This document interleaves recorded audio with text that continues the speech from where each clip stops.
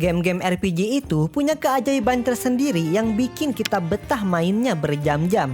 Bayangin aja, setiap misi, level, atau tempat baru dalam gamenya selalu punya keunikan yang bikin kita terkagum-kagum.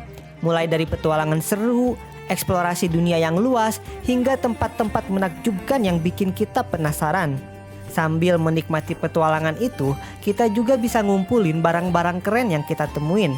Barang atau item-item ini bisa dipakai buat upgrade peralatan, bikin equipment baru, atau hanya sekedar untuk membuat sebuah masakan lezat dari berbagai macam resep unik yang tersedia. Nah, kalau menurut gua, yang paling menarik dari game RPG itu adalah jalan ceritanya, dimana biasanya dimulai dari misi sederhana untuk mencari kucing yang hilang, sampai diakhiri dengan pertarungan final melawan seorang dewa. Semua aspek keren itu bisa kita dapetin dalam anime Dungeon Meshi, sebuah anime fantasi yang sebenarnya cukup gelap tapi dibungkus dengan cerita ringan penuh kehangatan dan komedi. Sebuah anime yang tidak terlalu populer di Indonesia, padahal punya nuansa unik karena bisa nyampein aspek menarik dari game RPG lewat sebuah cerita petualangan seru sambil masak-masak. Dungeon Meshi itu inti ceritanya berfokus pada sebuah party yang berpetualang di dalam sebuah dungeon yang di setiap lantainya punya keunikan dan ciri khasnya masing-masing. Contohnya di lantai pertama dipenuhi dengan pedagang yang menjual berbagai macam perlengkapan untuk berpetualang, makanan, bahkan ada juga tempat untuk jual beli budak. Di sini jadi area awal ketika para petualang ingin memasuki dungeon. Di lantai kedua, area yang mulai banyak dihuni oleh monster-monster. Seperti ada monster kelawar gede, baju armor hidup, basilis, dan mandrake. Ini asli monster aneh banget. Bentuknya itu kayak akar dan biasanya memang ada di dalam tanah. Yang di atasnya itu cuman daun hijaunya doang. Nah, pas lu cabut itu tanaman, si mandrake sialan ini malah teriak-teriak dan bisa ngerusak mental orang yang nyabutnya.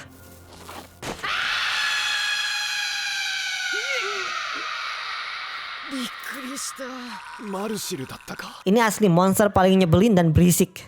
Areanya sendiri dikelilingi oleh pohon yang menjulang tinggi dan tower-tower yang dihubungkan oleh jembatan kayu. Pas pertama kali gua nonton episode ini, gua langsung mikir kalau ini anime walaupun premis utamanya seolah masak-masak, tapi mereka selalu menyisipkan lore, cerita, sejarah lewat monster yang mereka temui. Sehingga dari situ gua yakin kalau anime ini bakalan punya world building yang bagus banget. Di setiap lantai dungeonnya selalu punya fitur khusus yang ternyata berkaitan erat dengan makhluk hidup atau monster-monster yang tinggal di dalam area tersebut. Misalnya di lantai 5 ada sebuah area yang dipenuhi dengan tentakel yang bisa menyengat. Dalam area tersebut hidup monster yang bernama Giant Frogs. Berbeda dengan petualang yang kesusahan melewati area tersebut karena terus terkena sengatan, Giant Frogs bisa hidup bebas tanpa perlu khawatir tubuhnya tersengat. Monster ini ternyata punya kulit yang bisa kebal dengan sengatan tentakel-tentakel itu. Ini menjadi salah satu contoh bahwa jenis monster yang hidup di tempat tertentu itu punya tubuh khusus yang sesuai dengan keadaan tempat itu. Perbedaan antar karakternya juga patut kita perhatikan. Sama halnya seperti game RPG yang dimana setiap karakternya punya peran atau role mereka sendiri. Para karakter dalam Dungeon Meshi juga punya tanggung jawab dan tugasnya masing-masing. Contohnya Cilcak seorang half-foot atau ras manusia yang lebih pendek tapi punya telinga yang besar. Punya role sebagai locksmith. Dia bertugas buat ngebuka pintu atau peti yang terkunci. Dia juga harus tahu dan belajar tentang keadaan dungeon. Misalnya, apakah ada jebakan yang harus mereka waspadai atau tidak. Dalam hal kerjasama tim, Cilcak juga seringkali jadi penengah dalam pengambilan keputusan. Dia seringkali jadi orang yang paling berpikir logis dan mempertimbangkan keuntungan dan kerugian dari keputusan-keputusan yang akan mereka ambil. Ada juga Marsil, seorang elf yang berperan sebagai mage.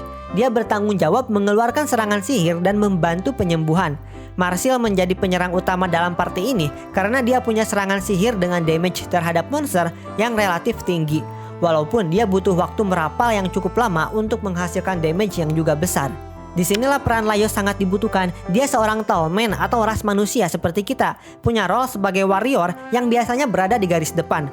Laios berperan untuk mengulur waktu agar Marsil bisa merapal sihir sampai dengan selesai. Karena posisi dia yang di depan, dia seringkali memberikan arahan-arahan pada rekan timnya tentang bagaimana mereka harus bertindak ketika menghadapi monster.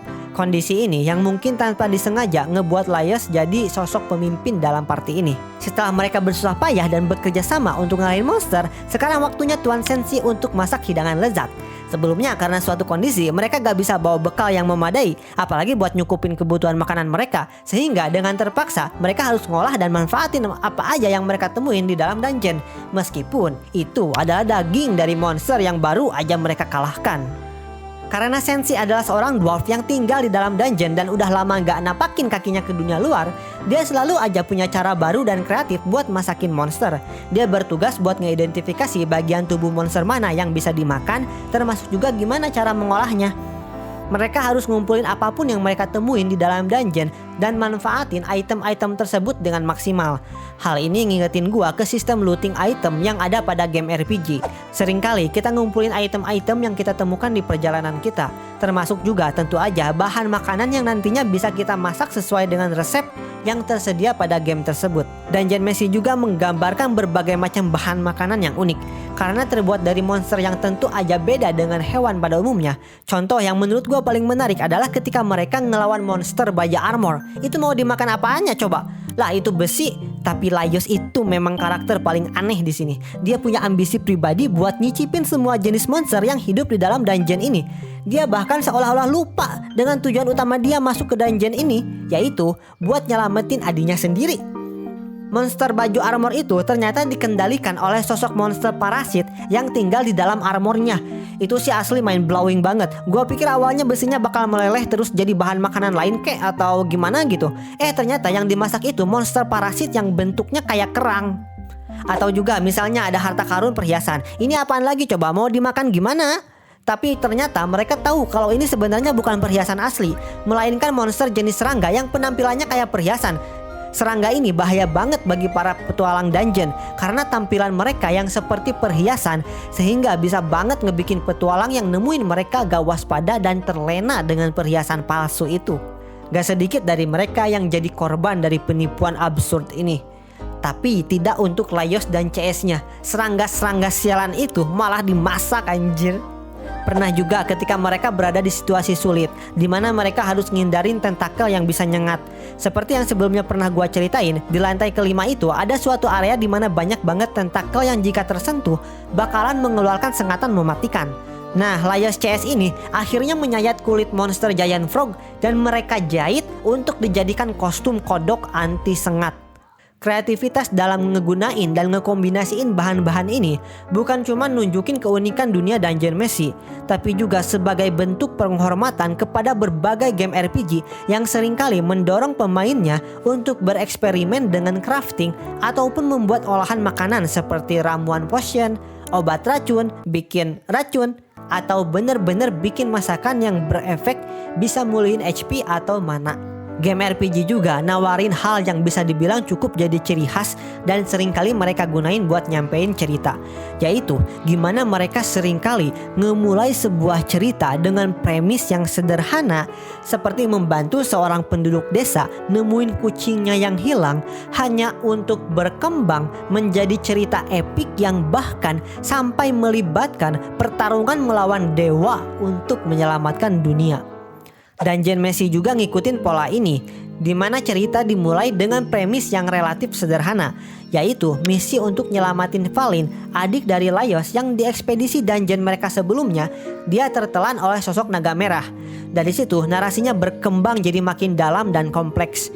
Di episode-episode awal kita disuguhkan berbagai macam keseruan dan keunikan dari dunia dalam dungeon.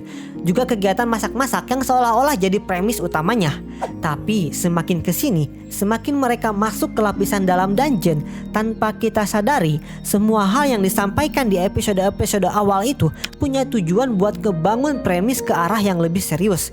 Mereka mulai nemuin masalah-masalah yang berada di luar kemampuan mereka. Mereka mulai sering ngalamin kondisi antara hidup dan mati.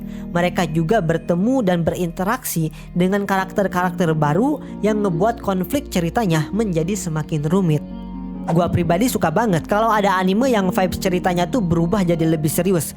Di pertengahan episode, narasinya mulai ngungkapin takdir dan ramalan yang berkaitan dengan karakter utamanya, serta misi-misi yang berakhir atau berkaitan dengan menyelamatkan dunia. Sungguh premis-premis yang kita sangat kenal seperti game-game RPG. Daya tarik Dungeon Meshi bukan cuma tentang petualangan dungeon atau cara masak monsternya yang kreatif, tapi juga cerita tentang bagaimana karakter-karakternya berkembang dan beradaptasi menghadapi berbagai rintangan yang makin sulit. Semua keseruan, ketegangan, dan kehangatan yang kita rasakan saat nonton anime ini bikin kita ngerasa seperti lagi main game RPG favorit kita. Dungeon Meshi bukan cuma anime, tapi juga pengalaman yang ngingetin kita kenapa kita jatuh cinta dengan genre ini. Dungeon Meshi adalah surat cinta untuk kamu, pecinta RPG.